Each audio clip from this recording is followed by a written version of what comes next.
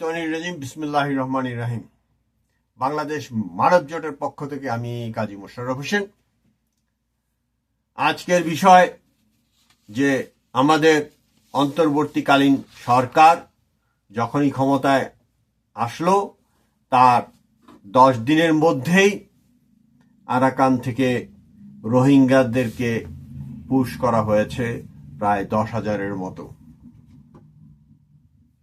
আপনার উপরে অনেক ঝামেলা আছে, অনেক ধরনের প্রতিকূল পরিস্থিতির মধ্যে দিয়ে আপনাকে এগিয়ে যেতে হচ্ছে, কিন্তু এই যে রোহিঙ্গারা ঢুকছে আমাদের দেশে, এরা মূলত আরাকান থেকে এসেছে।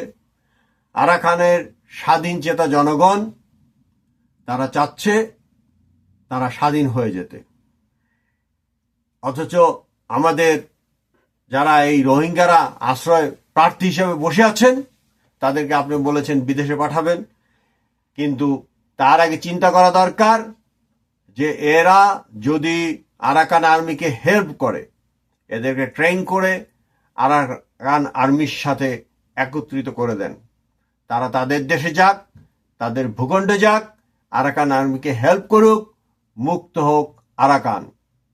আমরা কোনো দেশে নির্যাতন চলুক, নিবর্তন চলুক, আমরা ইতিমধ্যেই এক ধরনের স্বদেশীয় নিবর্তনমূলক কাজ থেকে আমাদের দেশকে উদ্ধার করেছে আমাদের যুব সমাজ, ছাত্র সমাজ।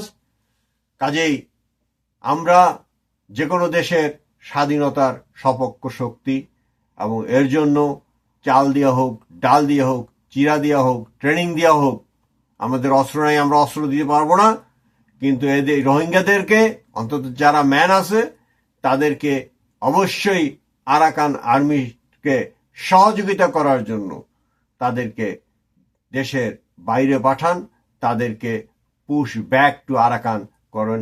সবাইকে ধন্যবাদ। আমি মনে করি যে আরাকান থেকে যারা আসছে, যে রোহিঙ্গারা, তারা তাদের মাতৃভূমি উদ্ধারের জন্য আরাকানের সঙ্গে সদর্পে যুদ্ধ করে তাদের আরাকানকে তারা স্বাধীন করুক। আল্লাহ হাফেজ।